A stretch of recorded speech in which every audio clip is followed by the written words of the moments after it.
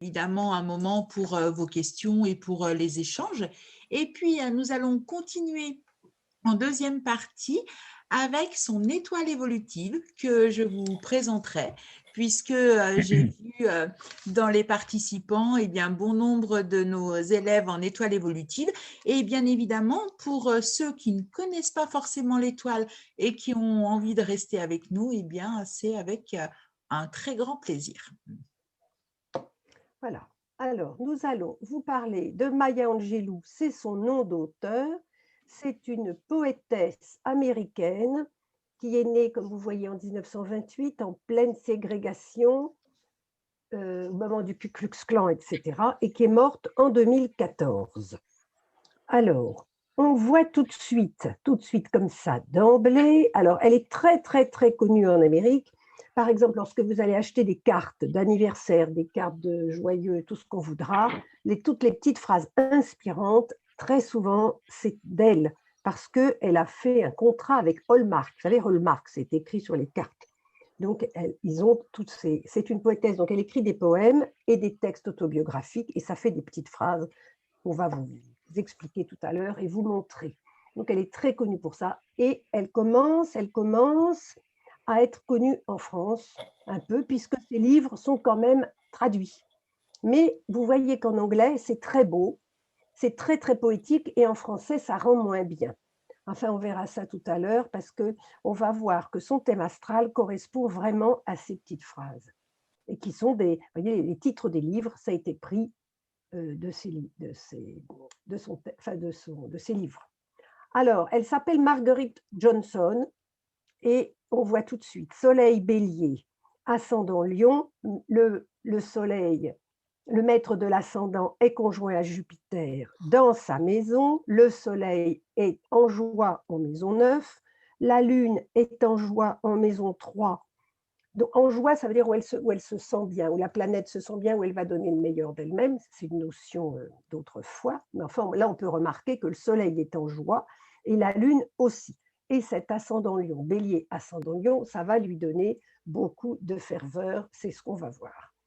Alors, donc, elle est née dans le Missouri. Le Missouri, c'est ici à Saint Louis, Missouri, dans le sud des États-Unis, pauvre, raciste, ségrégationniste, etc.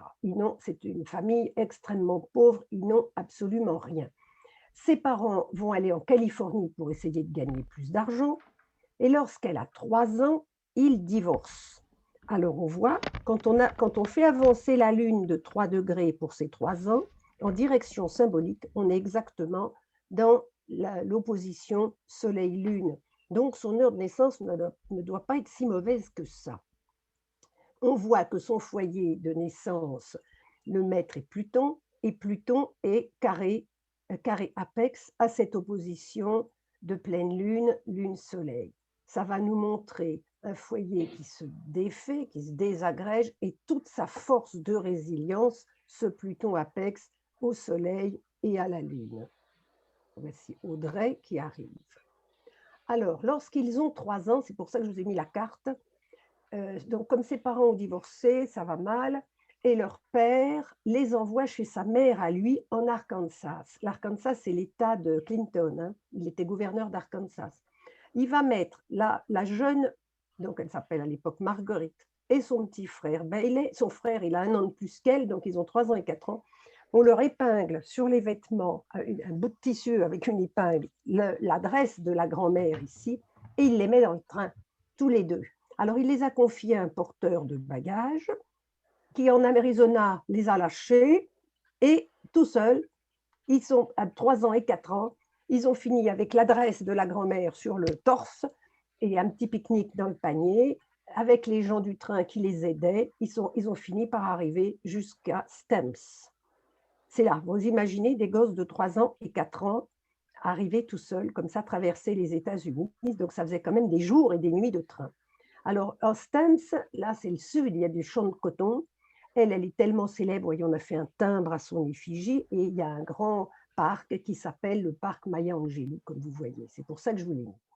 Donc, elle a eu un premier arrachement de quitter ses 2 parents et de se retrouver chez la grand-mère.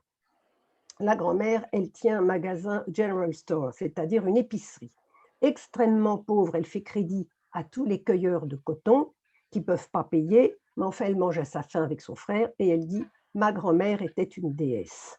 Alors sa grand-mère, si c'est la lune, elle est trigone au nord et sextile au sud. C'est l'importance de cette grand-mère qui sera pour elle un modèle. Et elle dit, moi je n'ai pas eu de fille, c'est mon regret éternel, mais I care, I dare. Je prends soin des gens et j'ose faire les choses pour eux. Donc j'aurais été une excellente mère de fille. Alors je n'ai pas de mère, j'ai pas de fille et j'ai piqué la fille des autres. Mais vous verrez après qu'elle a un fils. Donc par exemple, Oprah Winfrey dont parlait Astrid, ben voilà, elle est sa fille adoptive. Enfin, entre guillemets, bien entendu.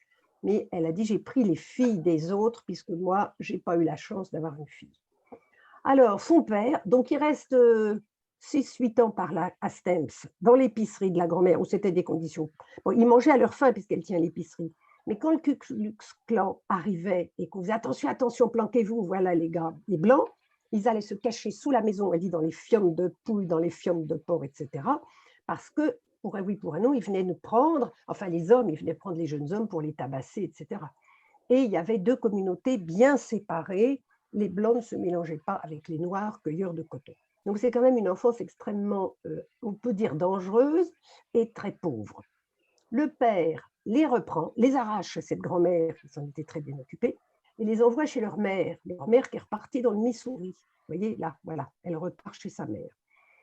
Chez sa mère, le copain de sa mère la viole. Elle dit au début dans un de ses livres, j'étais bien, il me prenait sur les genoux, je ne connaissais pas ça, il était gentil avec moi, j'étais bien sur ses genoux. N'empêche qu'un jour, ça n'a plus été, il l'a violée. Il lui a dit, si tu parles, je tue ton frère. Donc elle n'a rien dit. Et quand enfin on lui a demandé ce qui n'allait pas, elle a dit ce qui s'était passé, et le violeur écope violer des Noirs qui se bagarrent entre eux et violer une petite négresse, comme elle dit, c'est sans importance. Donc il n'a eu qu'une journée de prison, le violeur. Quand les frères de sa mère ont appris ça, ils ont tué le bonhomme. Et elle dit, ma parole a tué. Je ne peux plus parler.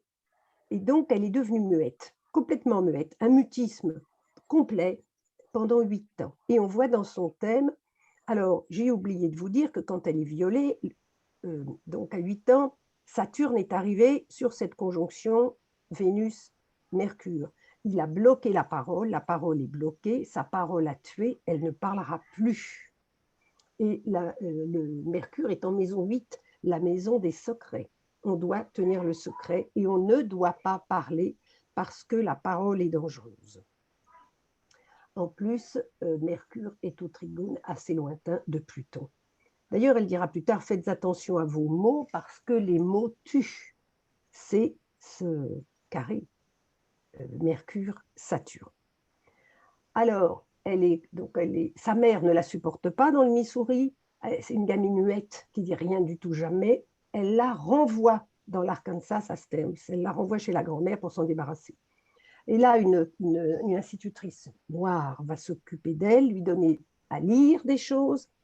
Elle va adorer Shakespeare et elle dit et elle croit que Shakespeare est une petite fille noire, tellement ce qu'il dit résonne à ses oreilles.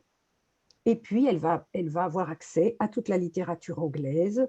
Ça va être une ouverture. Et grâce à cette institutrice noire, elle va finalement reparler.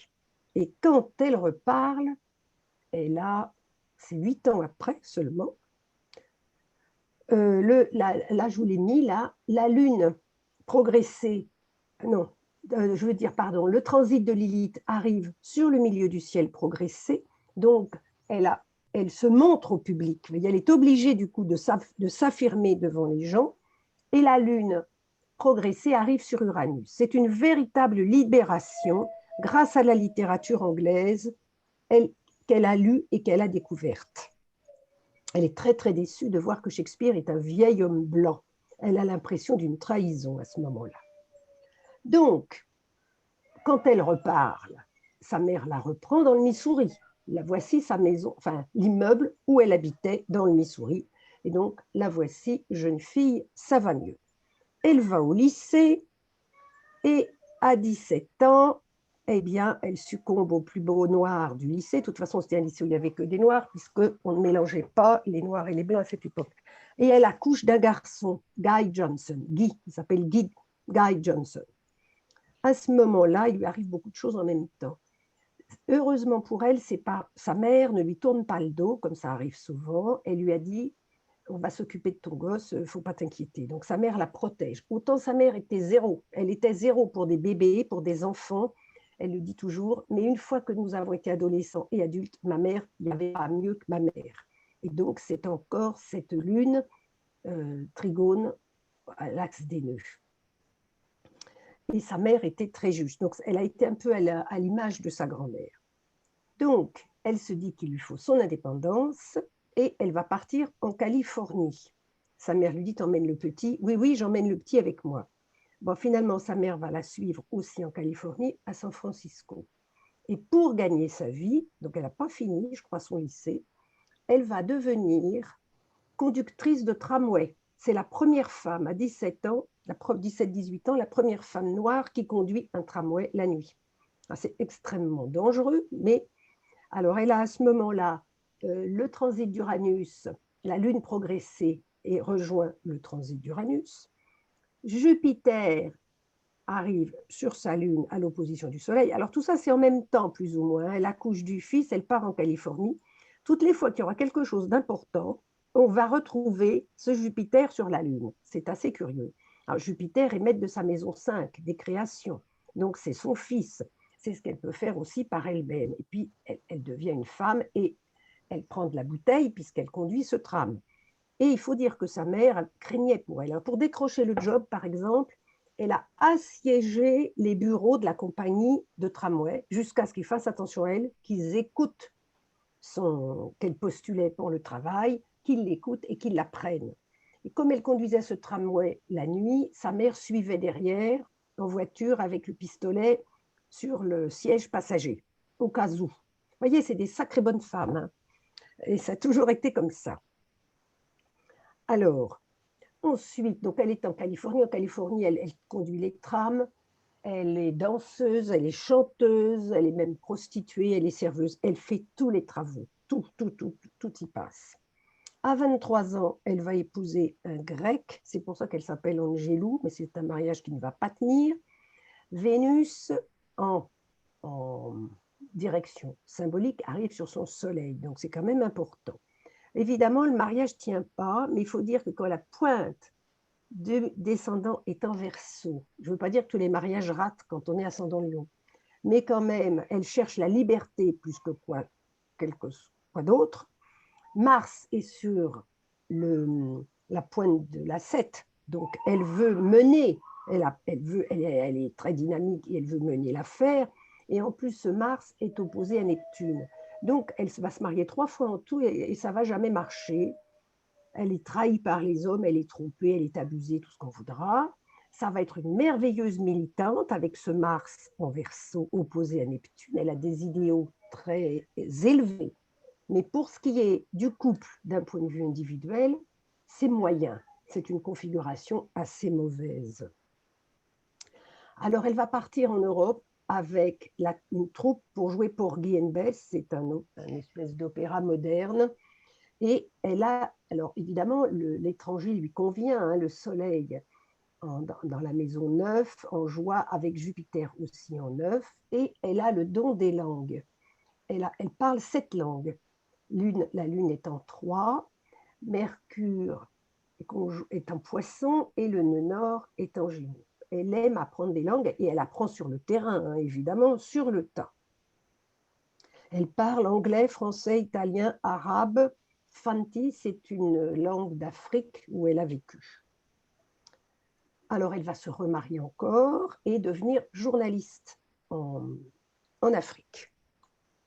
Voilà, donc ça, elle a toujours, alors qu'elle est née, comme je vous avais bien compris, au milieu de vraiment de rien du tout, c'était une pauvre petite noire de rien du tout dans la poussière et qui ne savait rien du tout, et elle devient peu à peu, elle s'intéresse à la littérature. En 1969, elle publie son premier livre, c'est celui-ci, I Know Why the Caged Bird Sings, Je sais pourquoi chante l'oiseau en cage.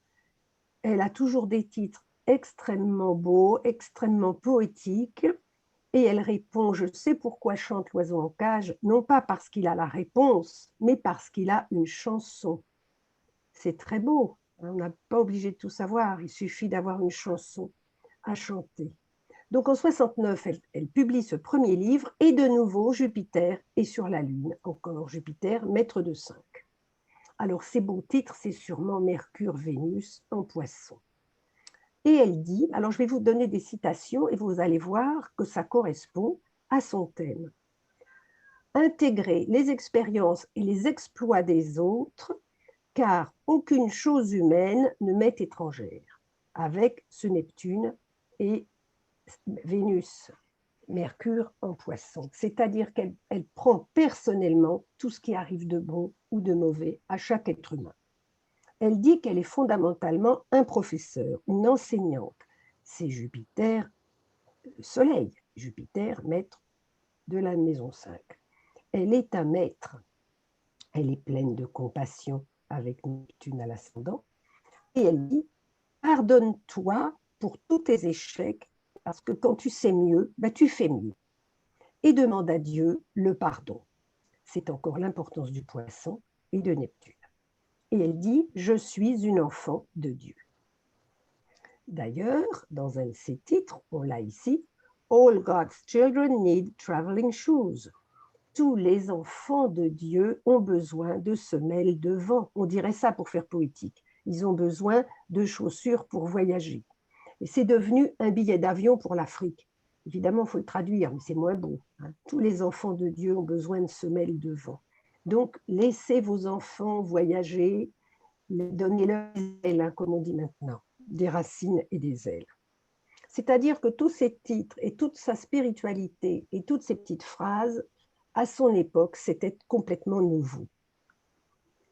Alors, c'est une personne avec tout ce bélier, elle a 3 planètes, Uranus, Soleil, Jupiter, très courageuse. Et elle dit, I dare to dare, j'ose oser, ou oser, oser. Vénus, Mars sur la cuspide. C'est aussi une résiliente, avec tout ce qui lui est arrivé, elle a réussi à remonter la pente avec le carré Pluton, carré apex au luminaire, comme je vous l'ai déjà dit. Elle écrit absolument compulsivement. Lune, Pluton. Lune, la Lune est maître de sa maison 12. Il n'y a pas de pire agonie que de garder en soi une histoire qu'on n'aurait pas racontée. Elle sait de quoi elle parle puisqu'elle était restée muette pendant 8 ans. Et Pluton, en Cancer, est maîtrisé par sa Lune. Alors, peu à peu, elle écrit des livres, elle devient célèbre, et tellement bien célèbre qu'à l'inauguration de Bill Clinton, en 1993, le 20 janvier 1993, il lui a demandé d'écrire un poème pour l'inauguration, et elle va lire son poème qui s'appelle « On the Pulse of Morning », à la pointe du jour. Et elle va lire ça, on peut dire, devant le monde entier. Alors encore un coup, Jupiter est sur la Lune, comme on l'a déjà vu. Et elle dit, entre autres, dans ce très beau poème, très long, « Levez les yeux sur ce nouveau jour, donnez encore naissance au rêve, chaque heure nouvelle contient la promesse d'un nouveau départ. » Donc là encore, on retrouve son Neptune et ce bélier qui toujours se relève. Alors, vous voyez comme elle est célèbre. Là, elle est avec Bill Clinton, ici avec Hillary Clinton. Là, c'est Oprah Winfrey. Oprah Winfrey, c'est une présentatrice de talk-show qui est très, très, très connue. Pareil, elle a commencé comme elle, extrêmement pauvre. C'est une enfant illégitime dans le sud des États-Unis, et puis elle a grimpé les échelons, et c'est la femme noire la plus riche du monde, par exemple, elle. Et elle a dit, vous êtes ma mère. Enfin, elles se sont adoptées mutuellement, si on veut. Là, on la voit avec Michelle Obama, et ici, c'est Barack Obama qui lui donne une récompense. Elle est professeure émérite de plus de 70 universités dans le monde. Elle est extrêmement fière de ça. Elle a sa fierté de femme noire avec l'ascendant Lion et le Soleil Jupiter conjoint. Quand elle était en Europe à jouer avec la troupe de Porgy-and-Bess, elle voulait qu'on l'appelle Miss, comme on dit MS en anglais, Mademoiselle Miss Angelou. Et j'ai vu une interview d'elle avec Oprah Winfrey. Il y avait des enfants, des lycéennes, on va dire, des petites gamines, des collégiennes. Et une des gamines a dit Maya, puis elle continue à lui parler. Et elle a dit, je t'arrête tout de suite, je ne suis pas Maya, je suis docteur Angelo. C'est assez curieux, elle ne voulait pas de cette familiarité. Elle dit, d'où je viens, je sais ce que ça veut dire d'être docteur. J'ai beaucoup travaillé, j'ai beaucoup écrit, je me suis donné beaucoup de mal. Toi, tu es petite, nous ne sommes pas pareils et tu me dois le respect. Donc, même avec tout son amour, elle tient à son titre, docteur Angelo. Alors, son thème a beaucoup d'aspects difficiles. Le carré Saturne-Vénus, par exemple, c'est difficile d'être aimée, difficile de parler, elle devient muette. Ce grand carré apex Pluton, elle aurait pu être complètement détruite. Or, elle ne craint personne. Ça lui a donné sa confiance. Elle est increvable, on veut dire, avec cet ascendant Lion. Et elle dit « Love yourself wild ». Aimez-vous à la folie. Et alors, toutes ces petites phrases, pour vous dire comme elle est célèbre, on peut acheter des tasses avec ces phrases. Vous achetez des cartes, ce sont ces phrases. Phenomenal women, un phénomène de femme, that's me, c'est moi. Et encore, comme l'air, je m'élève. Vous voyez, il y a beaucoup de très, très belles phrases. Alors, toutes ces petites phrases, ces poèmes, ce sont ces émotions qui l'ont nourrie. Et évidemment, puisque le Mercure est en Poisson. On a oublié de dire qu'elle a le milieu du ciel en Taureau. Elle n'a aucune planète en Terre, aucune. Quand il nous manque un élément comme ça, soit on va faire un déni et dire ça ne m'intéresse pas, soit au contraire en faire trop. Alors, elle, ça a été plutôt le trop, c'est-à-dire qu'elle a été fille-mère, qu'elle était assez coureuse et qu'elle voulait croquer toutes les choses de la vie, y compris la cuisine. Alors qu'elle est extrêmement célèbre partout, dans son vieil âge, elle écrit encore des livres de cuisine.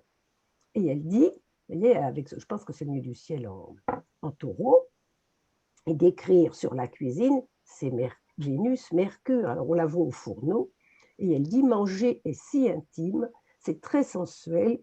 Quand vous invitez quelqu'un à s'asseoir à votre table et que vous voulez cuisiner pour lui, vous invitez cette personne dans votre vie. Ce n'est pas juste un écrivain, c'est aussi quelqu'un qui va cuisiner pour vous. Enfin, on peut imaginer ça. Alors, elle dit aussi, tout mon travail, toute ma vie, tout ce que je fais parle de survie, pas la survie nue, laide, besogneuse, mais survivre avec grâce, ça c'est la lune en Balance, avec foi, et même si on essuie les revers, on n'est jamais vaincu. Alors c'est encore cet aspect carré apex Pluton aux deux luminaires, et la foi c'est Jupiter-Soleil, et la grâce c'est la lune en Balance. Elle parle complètement son thème. Elle dit encore, le courage, c'est la vertu, la qualité la plus importante de toutes, car sans courage, vous ne pouvez avoir aucune qualité. C'est toujours le bélier qui donne cette audace et ce courage. Lorsqu'elle est morte en 2014, on a dit une femme, a woman of energy, wisdom and compassion, une femme d'énergie, donc on a bien vu cette énergie bélier, la sagesse avec Soleil, Jupiter, par exemple, elle dit j'ai fait comme je le pouvais, maintenant que je sais mieux, eh bien, je fais mieux. Et aussi une femme de compassion, par exemple, elle dit essayez d'être, c'est celui-là, d'être un arc-en-ciel dans le nuage de quelqu'un d'autre, ou parmi les nuages de quelqu'un d'autre. Ça fait partie aussi d'un de ses poèmes. Alors, c'est une femme tout à fait exceptionnelle. Vous voyez, tous les livres qu'elle a écrits, je vous laisse. Alors, ceux-là, ils sont traduits. Ah non, voilà. Et là, ils ne sont pas traduits. Ceux-là, ils ne sont pas traduits. Mais parfois, on ne reconnaît pas bien. Mom and me and mom. Maman et moi et maman. Je trouve ça tellement mignon comme titre. Alors, on a appelé ça Lettre à ma fille, alors qu'elle regrette de ne pas avoir de fille. Là, c'est tous ses poèmes réunis. Et là, c'est le paradis d'une femme. Voilà, et on les trouve sur Amazon en livre de poche, tous ces livres. Donc, je trouve que son thème, il est très facile parce que tout est là. elle a raconté tout son thème astral, avec sa vie et aussi tous ses poèmes, toutes ses citations. C'est devenu des citations maintenant. Elles ont l'air parfois un peu bateau parce que le temps a passé, hein, mais quand elle commençait comme ça, la spiritualité n'était pas tellement galvaudée. Donc, c'était très nouveau. Alors, maintenant, si vous voulez, soit Nathalie continue, ou si vous avez des questions.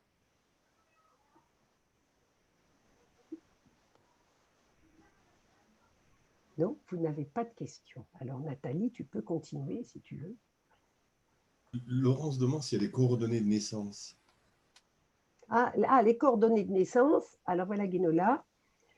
Si, les voilà. 4 avril, j'ai oublié de vous le dire, c'est 1928 à Saint-Louis, Missouri, à 14h10. Et elle est morte le 28 mai 2014. Avec, pour ainsi dire, des funérailles nationales. Elle habitait en Caroline du Nord et elle était professeure, évidemment, de l'Université de Caroline du Nord, etc.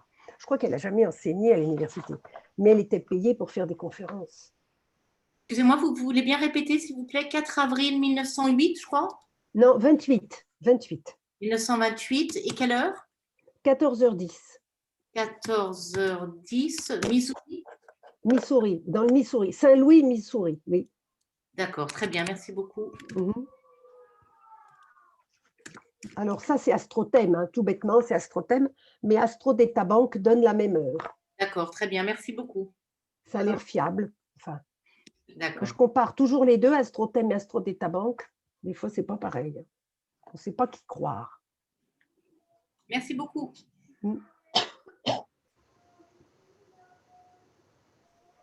Voilà.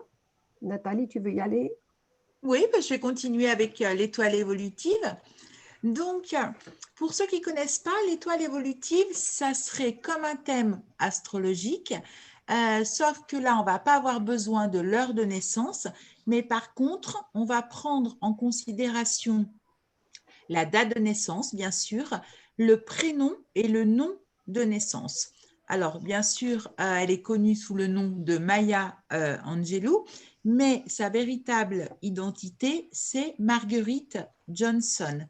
Donc, c'est pour cette raison que nous avons monté son étoile évolutive au nom de Marguerite Johnson. Donc, une étoile évolutive, c'est un thème qui va comporter 17 emplacements et ces emplacements vont être occupés par des arcanes de tarot qui vont être définis par des calculs de la date de naissance et des calculs numérologiques aussi prenant en compte le prénom et le nom de naissance. À savoir, pour ceux qui s'intéressent à la numérologie, que dans l'étoile évolutive, nous sommes sur une numérologie à 22 nombres, alors que généralement, on est sur une numérologie à 9 nombres en prenant en compte, bien sûr, en plus les maîtres nombres. Donc, moi, je vais vous présenter son étoile, mais bien sûr aussi en lien avec ce que Catherine vous a dit, parce que le but, c'est de vous montrer comment justement une étoile évolutive peut répondre à un thème astrologique. Alors, en astrologie, elle est bélier, ascendant lion et avec une lune en balance. Donc ça, c'est quelque chose déjà qui nous saute aux yeux en langage tarot dans son étoile évolutive, puisque en bas de son étoile, vous pouvez remarquer qu'elle a un chariot. Donc ce chariot qui va incarner en fait son programme de vie. Et pour ceux qui ont assisté à notre conférence qui mettait en lien les arcanes de tarot avec l'astrologie, eh bien, l'arcane du chariot est en lien, bien sûr, avec cette énergie du bélier. Et puis, son ascendant lion va se voir très nettement par la force qui est au sommet de son étoile évolutive, qui est au poste 17, le poste de guérison d'ailleurs.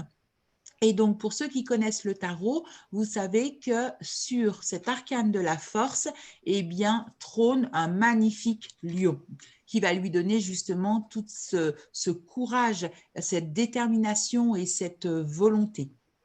Et puis, Maya Angelou a bien sûr une lune en balance qu'on va retrouver aussi dans son étoile évolutive par la présence de l'arcane de l'amoureux qu'on retrouve 3 fois. Et quand dans une étoile évolutive, nous avons une répétition de 3 fois le même arcane, nous appelons ça une pyramide.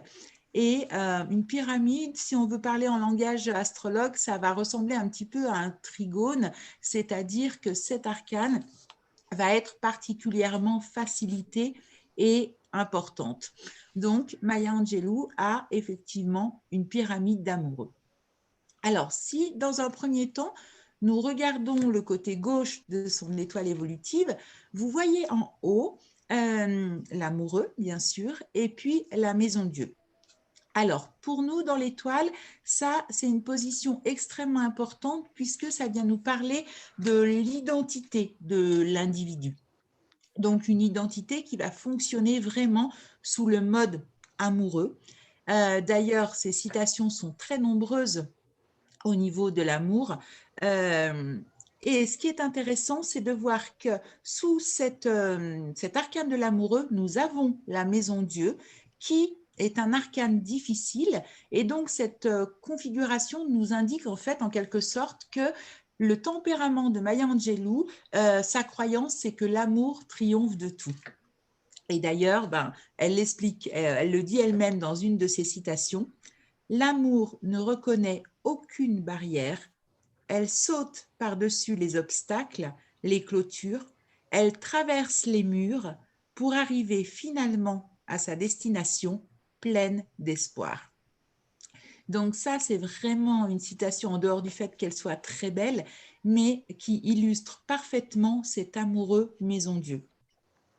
Si on revient uniquement à l'arcane de l'amoureux, Maya Angelou nous dira aussi « Le succès, c'est de vous aimer vous-même, c'est d'aimer ce que vous faites et c'est d'aimer comment vous le faites. » Alors ça va être aussi très intéressant puisque si vous remarquez la colonne, on l'appelle la colonne de lumière qui est en lien en fait avec des couleurs, eh bien au poste 12, eh bien nous avons l'amoureux qui correspond tout à fait à cette phrase, c'est d'aimer ce que vous faites et comment vous le faites.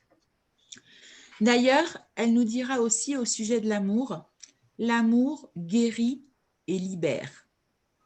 En employant le mot amour, je ne veux pas dire sentimentalité, mais un état si puissant que c'est peut-être ce qui maintient les étoiles dans le ciel et fait couler le sang dans nos veines de manière régulière. Donc, là, elle illustre parfaitement sa pyramide d'amoureux, c'est-à-dire qu'elle ne va pas considérer l'amour avec cette notion de sentimentalité un petit peu à l'eau de rose, mais vraiment sur une dimension très neptunienne finalement, puisque vous voyez son thème avec Neptune à l'ascendant, et évidemment, Maya Angelou a une dominante neptunienne. Donc, si on regarde toujours le côté gauche de son étoile, eh bien, nous voyons quelque chose de particulièrement surprenant. Ce sont ces 2 maisons Dieu à gauche.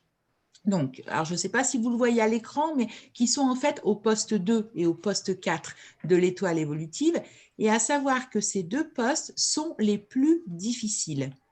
Donc, quand on connaît un petit peu le tarot, on sait que la maison Dieu n'est pas forcément un arcane facile. Donc, en quelque sorte, nous avons le même arcane difficile aux 2 postes les plus difficiles de l'étoile évolutive. Donc là, on est véritablement sur un thème de résiliente qui correspondra d'ailleurs au niveau astrologique aux 2 luminaires, Soleil et Lune. Pardon, Soleil et Lune qui sont carrés à Pluton. Et elle dira, il est bon de me rappeler combien de montagnes j'ai escaladées au cours de ma vie et combien de rivières j'ai enjambées. Je suis prête pour les défis à venir et suis forgée par ce savoir. C'est certain que cette maison Dieu illustre vraiment des événements difficiles qui arrivent de manière imprévue. Et d'ailleurs, si on regarde l'image, on voit qu'on a la sensation que tout peut s'écrouler. Mais une fois qu'on a, je dirais comme elle, combattu, surmonté tous ces obstacles, eh bien, ça forge en nous une force indestructible. Et d'ailleurs, cette force qu'on va retrouver à son poste 17. Donc, ces deux arcanes de Maison Dieu vont nous parler aussi d'autre chose, puisque au niveau du tarot, la Maison Dieu est reliée à la tour de Babel, donc avec tout le mythe, bien sûr, du langage de la tour de Babel. Et cet arcane nous parle de libération par la parole. Donc, Catherine vous a expliqué que effectivement, le fait qu'elle ait parlé de son viol, que son violeur ait été tué, eh bien, ça a engendré chez elle ce traumatisme que parler peut tuer. Et comme vous disait Catherine, elle nous dira, il n'y a pas de pire agonie que de garder en soi une histoire jamais racontée. Mais elle dira aussi, plus vous en savez sur votre histoire, plus vous êtes libre. Et là aussi, c'est une très très belle illustration de l'arcane de la Maison Dieu, puisque l'arcane de la Maison Dieu, c'est véritablement venir libérer ce qui a été enfermé à l'intérieur de nous. D'ailleurs, bien sûr, astrologiquement, ça correspond à ce Mercure en maison 8 carré à Saturne. Sinon, on voit aussi sur sa colonne de lumière, tempérance au poste 14.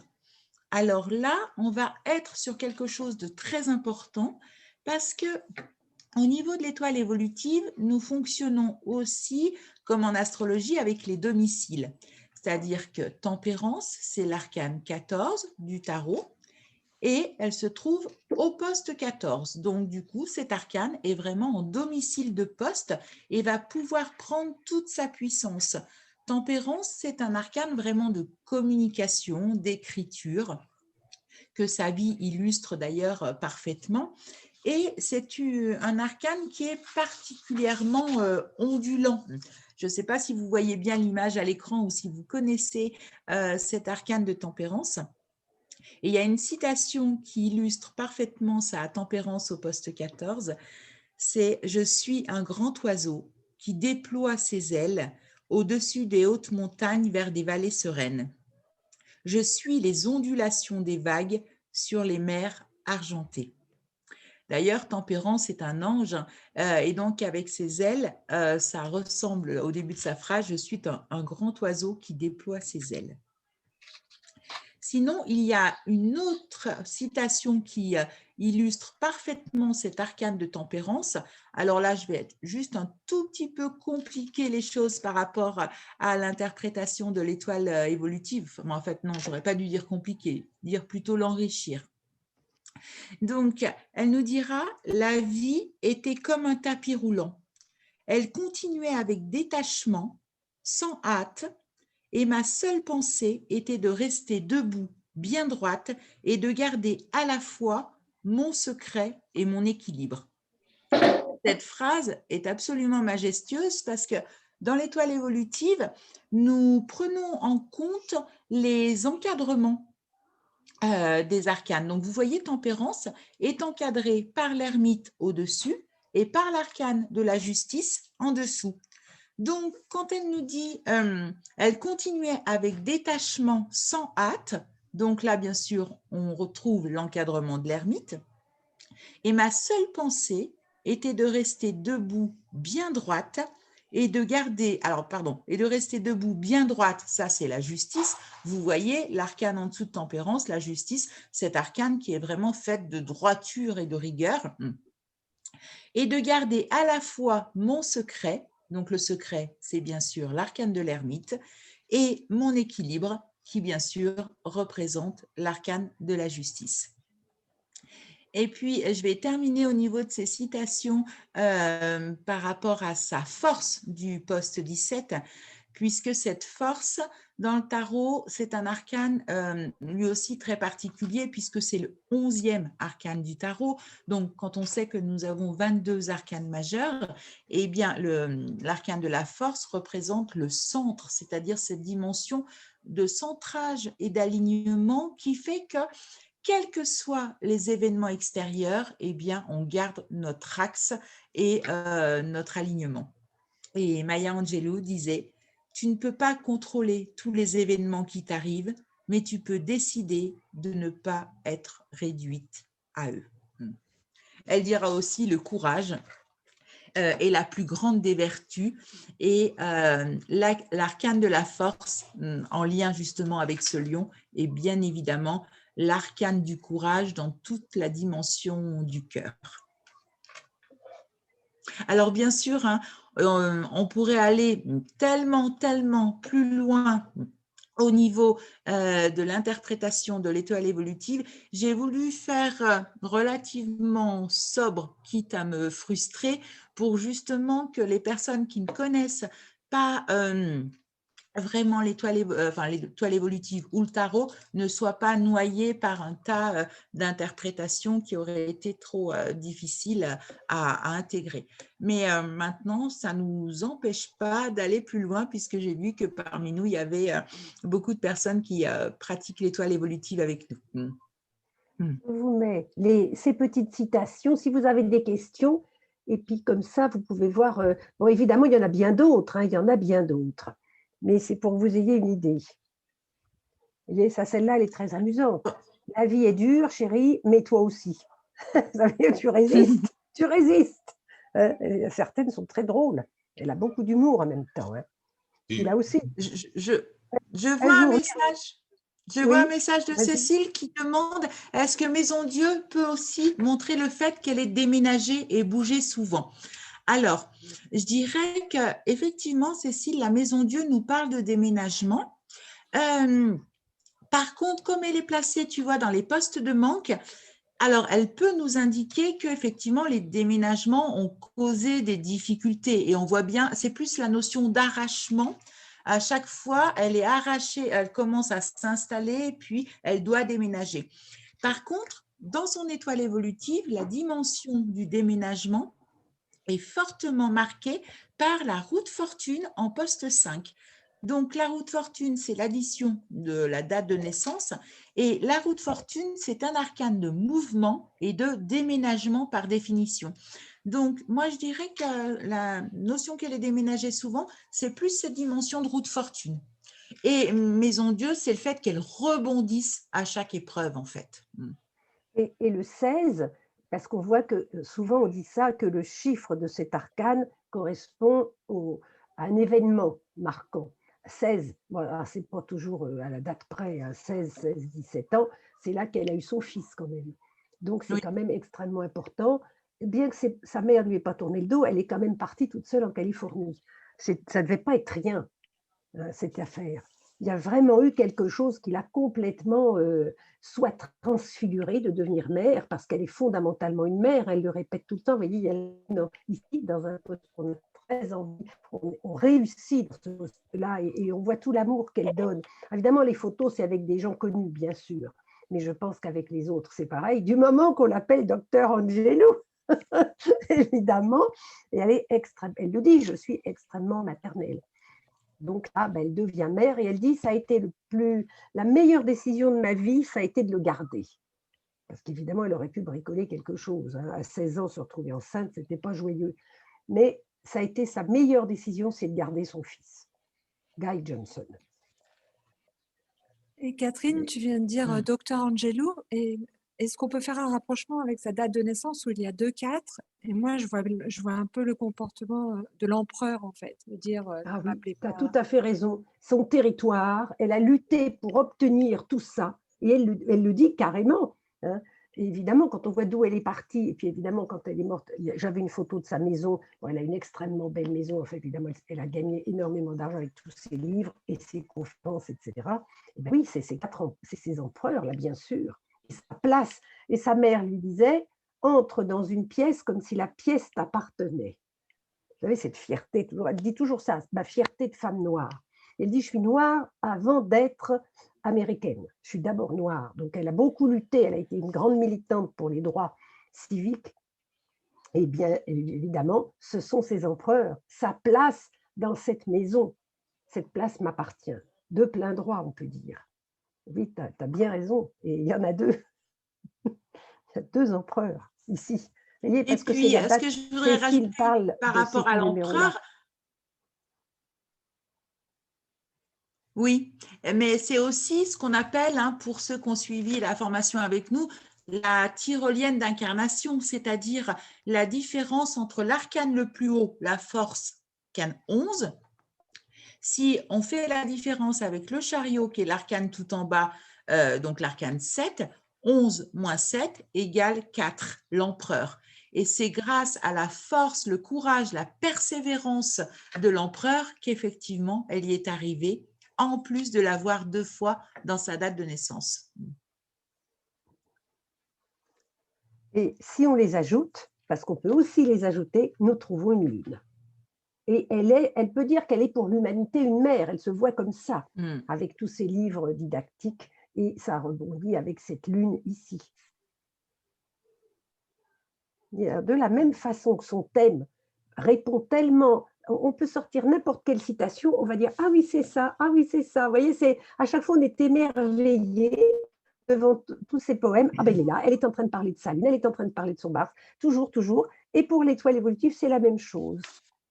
On retrouve tous les aspects dans le placement, soit des planètes, soit des arcanes.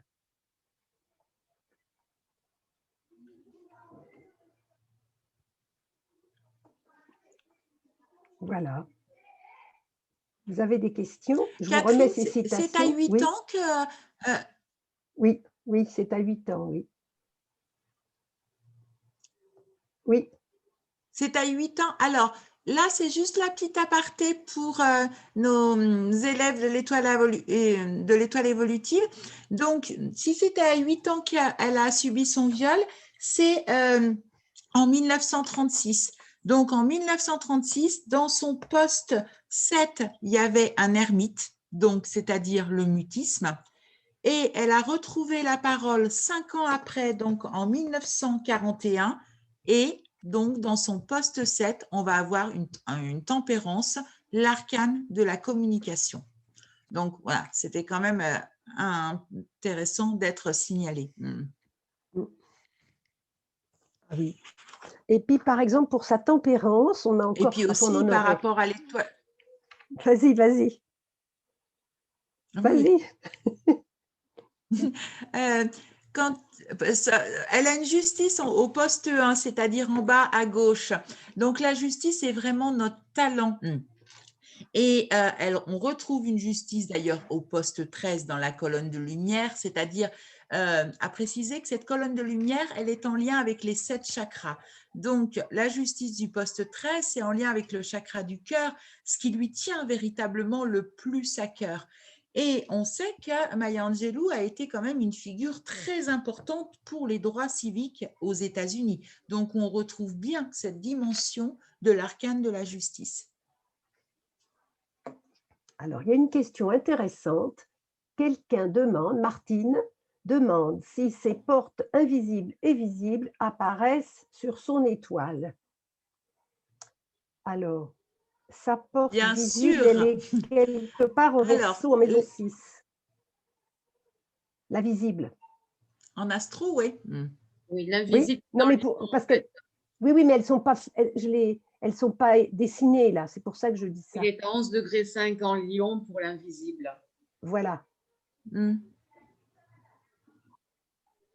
Donc, est-ce que ça rebondit dans son étoile, demande Martine. Alors, dans tous les cas, pour nous, toute la dimension des blessures, puisque c'est quand même cette dimension de la porte invisible, on va la trouver dans les postes, justement, les postes 2 et le poste 4, c'est-à-dire avec ces 2 maisons Dieu. Et après, on a un calcul qui nous fait trouver la clé de guérison, Donc, du coup, sa porte visible va être Elle est en en verso. lion, hein, c'est ça? Non, la visible en verso. Verso. Si, c'est C'est sa verso. porte. En verso, oui. D'accord, ok. Mm.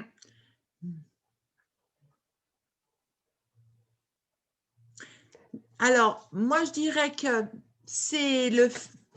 elle a fait quelque chose de complètement chironien, c'est-à-dire qu'elle a la blessure au même endroit où elle a la guérison, puisque Maya Angelou, c'est quelqu'un, comment dire, qui va être extrêmement spirituel. Sa porte visible en verso, eh bien, ça veut dire que sa planète de guérison, c'est Uranus. Et nous, au niveau de l'étoile évolutive, enfin en tous les cas du tarot, eh bien, Uranus, c'est la maison Dieu. Donc, ce qu'on peut dire, c'est qu'elle a complètement transcendé ces deux maisons Dieu à des postes difficiles. Merci, merci Nathalie. Parce que si on calcule, sa clé de guérison, c'est un chariot. Mais je ne veux pas vous noyer, comment dire, avec le calcul. Donc, le chariot qui nous renvoie quand même à ce chariot au poste 3, donc c'est-à-dire à son programme de vie. C'est comme elle a choisi, son âme a choisi d'avoir une vie extrêmement difficile, mais avec sa pyramide d'amoureux, elle s'est pleinement engagée à triompher de toutes ces difficultés. Et bien sûr, avec cette énergie chariot, hein, parce que chariot, c'est son programme de vie et c'est sa clé de guérison aussi. Et le chariot, c'est l'audace. Et elle nous dira une phrase que moi j'aime beaucoup en bon taureau, hein, mais qui illustre et le chariot et l'empereur. Elle dit « Ma mère m'a toujours dit d'entrer dans une pièce comme si j'en étais la propriétaire. » Donc là, on entend et l'empereur et l'audace du chariot. Oui. Et toujours sa fierté, c'est sa porte invisible. Sa porte invisible en lion, hein, son problème d'identité, de reconnaissance, reconnaissez-moi. Et donc, ce sont ces deux arcanes-là de reconnaissance, hein, d'avoir foi en moi et en toutes les femmes. Hein. Et vous voyez comme toutes les femmes célèbres voulaient être photographiées avec elle parce qu'elles parlaient en leur nom. Donc, c'est cette étoile au poste 11. Ouais. Et bien sûr que sa blessure était la blessure de non-reconnaissance, et on peut tout à fait comprendre, hein, une petite fille noire sur cette période-là. Si on additionne les deux postes de manque, et c'est là où on trouve les archives intérieures, c'est-à-dire la blessure d'un individu, 16 et 16, ça nous fait 32. 32, 3 plus 2 égale 5. Ça nous renvoie au pape, qui est la blessure de non-reconnaissance. Ce qui est intéressant, c'est que pour celles qui savent calculer la trajectoire personnelle, on trouve un soleil. Donc, vous voyez en même temps, là où elle est fascinante, Maya Angelou, c'est qu'elle a en même temps la dot et l'antidote. C'est elle a sa blessure de reconnaissance et de par sa trajectoire personnelle, je vais me faire reconnaître et je vais briller devant le monde entier. C'est son ascendant lion, hein. Voilà, son ascendant lion. Bien sûr. Vous voyez, toujours, lion, ça joue comme ça, toujours en parallèle, on peut trouver comme ça beaucoup de... Bah oui, voilà, ça marche ensemble si on veut.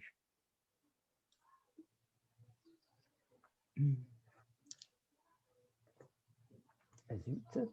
En même temps, elle a un bon équilibre au niveau des éléments, hein, parce que si elle était que feu, elle serait un petit peu dure, égoïste. Là, elle a quand même des planètes en poisson, et puis son côté poétique. Il y a de l'eau et du feu, elle a surtout beaucoup de feu. Ben non, il n'y a pas d'équilibre, il n'y a pas de terre. Elle n'a pas de terre. Le milieu du ciel. D'ailleurs, regardez, ben oui, mais il n'y a pas de planète. Et elle dit « And still like air I rise ». Elle n'est pas, vous voyez, comme si elle n'était pas ancrée. Alors, elle fait la cuisine pour se rattraper, mais il n'y a pas de terre. Quand même, il y a un manque complet d'un élément, c'est quand même extraordinaire. C'est assez curieux. Enfin, c'est curieux, je veux dire. Alors, je ne sais pas dans le quotidien, est-ce qu'elle manquait de sens pratique? Est-ce qu'elle manque... Alors, elle aime... Ou on va faire un déni, Donc, moi, la cuisine, ça ne m'intéresse pas, les hommes, ça ne m'intéresse pas, faire pousser des trucs, ça ne m'intéresse pas, ou au contraire, elle va surcompenser. Ça, on ne peut pas le savoir à l'avance. Mais elle n'a pas l'élémentaire. Chiron, Beaucoup de feu. Tout ce feu, c'est son... Oui, il y a Chiron. Tout ce feu, c'est son ardeur et sa ferveur, toujours. Et peur de rien. Quelque part, c'est son soleil en maison neuve qui la sauve. Hein. C'est ses aspirations supérieures, cette spiritualité qui justement l'empêche d'être plombée et de rester sur cette terre, quoi, parce que sinon, c'est très difficile. Au niveau du traumatisme du viol de 8 ans, j'ai l'impression qu'il y a deux choses. Il y a le fait qu'elle ait parlé, c'est ça qui a tué la personne, et donc elle est marquée, mais j'ai l'impression qu'il y a aussi le fait que ce viol, en fait, la justice ne l'a pas reconnu, parce qu'un jour de prison, c'est rien du tout. Enfin, c'est pour ça qu'ils l'ont tué. Je pense que là-dessus, il y a eu un sentiment d'injustice, de non-reconnaissance qui a été très dur, et que d'une certaine façon, ce qui est arrivé à ce moment-là, il y a eu vraiment une double blessure. Mais je pense qu'à 8 ans, elle ne s'est pas rendue compte de ça. À 8 ans, elle ne pouvait pas imaginer combien ça valait un viol. Mais les oncles qui ont tué le gars, ils s'en sont aperçus. Et donc, après coup, probablement que ça, elle a dû le réaliser après coup, que la peine était trop légère. Par contre, elle s'est dit que la mort était trop lourde, puisqu'elle n'a plus parlé. Elle ne s'est pas tellement rendue compte, à vrai dire, de ce qui lui arrivait. Dans un livre, elle le raconte dans le détail, et elle dit ça a été une douleur fulgurante. Elle ne pensait pas qu'on pouvait souffrir autant, avoir tellement mal physiquement. C'est ça surtout dont elle se souvient, c'est cette douleur. Mais l'idée d'un viol, d'un homme qui abuse et tout ça, c'est des histoires d'adultes, si on veut. Elle n'a pas compris tout ça.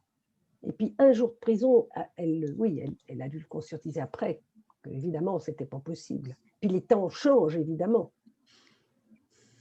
Je veux dire, 20 ans après, la loi a évolué. On peut imaginer.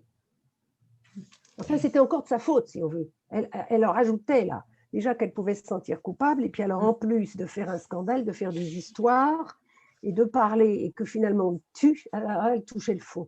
C'était encore sa faute. C'est ça qui a encore anéanti. Enfin, du coup, elle a disparu en ne parlant plus. Oui. Avec ces deux maisons-dieu, pour elle, sa parole, elle avait provoqué une catastrophe, elle avait provoqué l'irrémédiable. Eh oui. Oui. En plus, sa mère ne la supportait plus puisqu'elle n'ouvrait plus la bouche. Donc, hop, allez, tu repars chez ta grand-mère. C'est plus possible, ça. Ça a été très pénible pour sa mère de voir qu'elle ne parlait plus. Elle a quand même réussi, après cette parole qui tue, elle a quand même réussi à sublimer les mots en faisant des citations qui sont magnifiques. Hein, je tiens à préciser quand même que personnellement, je trouve que les traductions en français ne reprennent pas toute la richesse du sens dans la langue initiale. Hein. C'est d'une pauvreté comparativement à la beauté de la version originale. La traduction française est bien souvent tristounette à côté. Hein. Voilà. C'est pour ça que je vous l'ai mis en anglais aussi, parce que pour que vous voyez, si vous pouvez, ceux qui aiment bien l'anglais, vous voyez que c'est tout à fait, enfin que c'est beaucoup plus beau. Et il y a de l'humour souvent. Et surtout ces livres-là, vous voyez, ces titres de livres sont très beaux.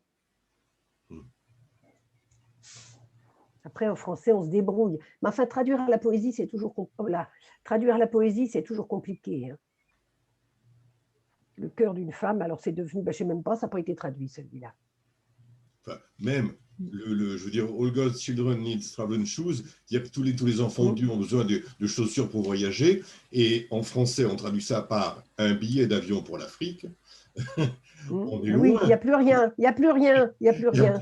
Oui. Voilà, je veux dire, à quoi ça sert d'être poète pour se retrouver avec une traduction pareille, quoi, quand même. Il y a les Italiens, ils disent traduttore et traditore. Le traducteur est un traître. Voilà. Eh oui. On dirait, ils auraient pu dire les enfants de Dieu ont besoin de semelles de vent. Ça aurait déjà été plus correct. C'est-à-dire qu'elle raconte son voyage en Afrique, c'est pour ça. Mais ils ont complètement loupé la poésie du titre. Oui. Là, bon, on essaye de faire un truc, mais c'est pas facile. Et comme On the Pearls of Morning, c'est à la pointe du jour, mais c'est comme si l'aube avait un pouls. Il y a un battement, là, il y a un rythme avec le soleil. On the Pearls of Morning, le poème qu'elle a lu pour Clinton. Alors, ce qui est drôle, c'est que les Clinton, ils étaient gouverneurs d'Arkansas. Mais de l'autre côté, hein, eux, c'était les Blancs. Enfin, ce n'était pas la même époque en même temps. Mais c'est assez drôle parce qu'ils sont du même État, si on veut, puisque lui était gouverneur de l'Arkansas. Donc là, ils se rejoignent à Washington dans les plus grands honneurs possibles. Au niveau de la cause féminine comme de la cause des Noirs, rappelle-moi en quelle année elle est née? 41? Non. 28. En 1928. 28. Parce qu'il y avait Rosa Parks aussi qui a quand même marqué. Oui. Aussi, mais elle était. Et c'était plus tôt, je crois. Mais il y avait déjà, c'est un petit peu comme si dans cette époque-là, il y avait ce frémissement, et il faut quand même reconnaître qu'il a quand même fallu des femmes exceptionnelles pour arriver à faire bouger tout ça quand même. Hein. C'est-à-dire qu'elles risquaient leur vie à tout bout de champ. C'est surtout ça. Vraiment, tout bêtement, et je veux dire très matériellement, elles risquaient leur vie. Quand le Ku Klux Klan débarquait dans l'épicerie, on se cachait, on planquait tout le monde, on planquait la gamine, parce que le viol de la petite fille, ça ne compte pas. Si on va pendre, on attrape son frère et on le pend à un arbre, ça ne fait rien. C'est ça qui était très dur. Mais votre vie ne comptait pas. D'ailleurs, c'est toujours un peu ça avec les histoires. On s'émeut dans le monde entier, mais on se demande si les mentalités ont tellement évolué avec les événements américains. Hein? Évidemment, la sentence sera différente. Mais enfin, dans le sud des États-Unis, les mentalités sont restées quand même un peu comme ça. C'est pour ça que je pense qu'Oprah Winfrey, elle avait tout à fait de bonnes raisons d'être fière d'être la première femme milliardaire noire. Oui. Parce que quelque part, elle mettait les pieds dans un territoire qui était non seulement réservé aux hommes, mais en plus réservé aux Blancs. Hein. Oui. Ah oui, elle a été très énergique, très énergique, et elle n'a pas été que présentatrice, elle est aussi productrice, réalisatrice, enfin, elle est extrêmement ambitieuse. Et puis, elle a des châteaux, on peut dire des châteaux dans le monde entier, elle a plusieurs châteaux, elle est vraiment très riche. Moi, si j'étais milliardaire, j'aurais peut-être des châteaux aussi, hein, c'est possible. Oui. En parlant de château et de maison, je trouve qu'on parlait d'instabilité, comme ça qu'elle a beaucoup bougé, beaucoup déménagé, mais j'ai l'impression qu'en fait, elle aurait pu aller là où elle voulait. Elle transportait sa maison avec elle. Elle était chez elle partout et elle amenait son territoire, enfin, elle amenait sa maison là où elle était, on était chez elle. Oui. Mais elle a d'ailleurs beaucoup voyagé. Elle est partie en Afrique. Vous voyez, elle est jeune, là, avec son dos qui ondule, avec tempérance. Et puis, elle est allée en Afrique. Elle est allée en Europe. C'est comme ça qu'elle a appris toutes les langues. Et puis après, invitée partout. Invitée dans tout le monde anglophone. Elle parle 7 ou 8 langues. Et elle parle vraiment, enfin le français le parle, je l'ai entendu, elle parle. C'est pas, j'annonce 3 mots, non, elle peut avoir un interview en français, par exemple, vraiment, avec un assez bon accent d'ailleurs. Elle a le nord en Gémeaux, je crois, non? C'est ça, oui, elle a les dons des langues et la lune en 3. Oui, en plus, oui. C'est dommage qu'elle n'ait pas fait la traduction en français des titres de ses livres. Elle parle peut-être pas si bien que ça. Elle peut répondre aux questions, mais de là à faire de la poésie, oui. Voilà. Donc, c'est une très grande figure. C'est surtout très frappant quand on va dans un... Alors, vous savez, en Angleterre et en Amérique, pour les cartes de Valentine, etc., les cartes de Noël, les cartes d'anniversaire, ils ont des rayons énormes. Nous, on n'a rien du tout à côté. Eh bien, très souvent, ce sont ces citations d'elle. Ça vient d'elle. Fabienne demandait s'il y avait eu... C'est très inspirant, c'est très beau. Fabienne demandait s'il y avait eu un ou plusieurs films qui avaient été faits à son sujet. Je ne crois pas. Non, je ne crois pas. Ben, elle est morte qu'en 2014. C'est pas si vieux que ça. Hein. Je ne crois pas. Je ne l'ai pas vue. Mais peut-être que j'ai mal vu. Moi, je dirais que non, mais… Je pense qu'on l'aurait su parce qu'effectivement, un personnage comme ça, voilà, peut-être qu'un metteur en scène, effectivement, aurait pu la mettre en valeur. Et peut-être que ce sera le cas dans quelques années. On ne sait pas, il y a eu pas mal de films sur des personnages importants comme ça. Oprah Winfrey qui fera ça. C'est son boulot et c'était sa fille. Et s'il y a de l'argent à faire, Oprah Winfrey sera sur le coup. Oui. Hein, la voilà. Et oui. Oui, il y a trop. Oui.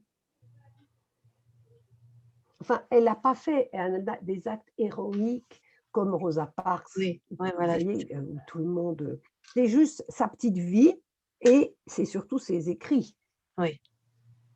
Mais quand même, c'est un appel au metteur en scène qui voudrait écrire. Ah oui, arrête. Ah, Cécile apparemment a déniché un film sorti en 2016.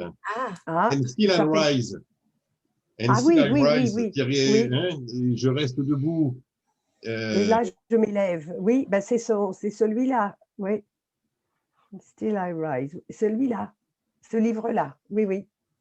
Ah bon, il y a un film. Ben alors. Still I Rise. Merci beaucoup. Et je m'élève. Alors, soit je m'élève, soit je reste debout, soit…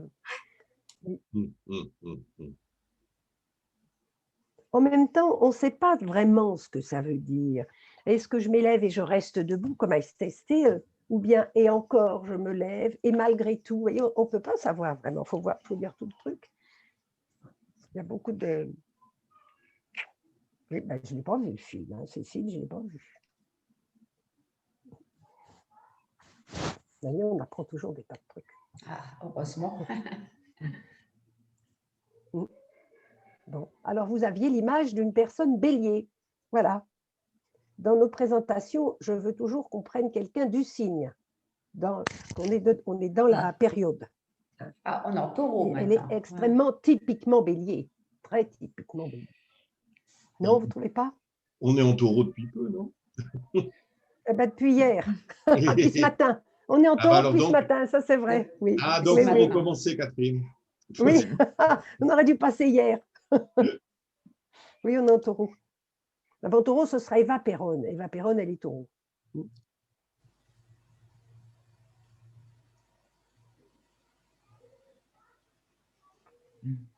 C'est bon. Alors, je vous encourage à regarder sur Internet des interviews d'elle. Même si vous ne comprenez pas tout bien, c'est très, très agréable de l'entendre parler.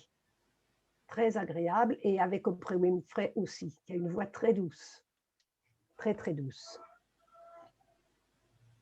C'est agréable. Oui.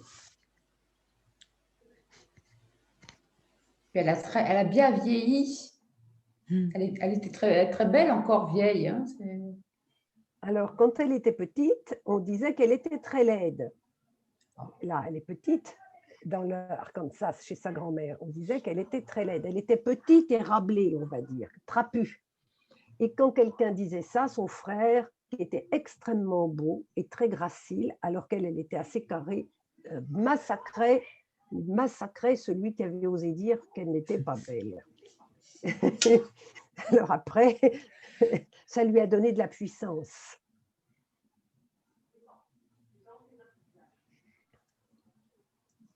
Vous voyez, là, c'est à Stamps, où elle a vécu, chez la grand-mère, et puis il y a des timbres avec son effigie.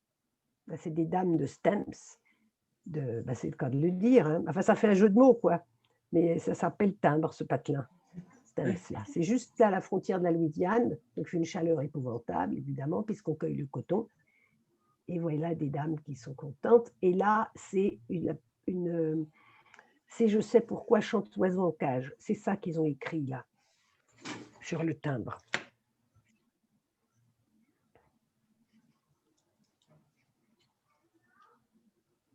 Bien. Voilà, c'est bon. Hein, je pense que s'il n'y a plus de questions, on peut boucler la boucle. We can call it a day. Oui, oui, oui. En tout cas, Eh bien, merci, merci beaucoup beaucoup. pour cette belle découverte inspirante et inspirée hein, de cette belle personne. Oui, oui, oui, oui, c'est très, très beau de la lire. Et même par petites touches, comme ça, on va avoir citation. Si on n'a pas envie de lire tout le livre, hein, c'est toujours très beau, ces petites phrases. Enfin, ce n'est pas des petites phrases, c'est ces vers. C'est des vers. Voilà. Merci, je coupe l'enregistrement. Ah oui.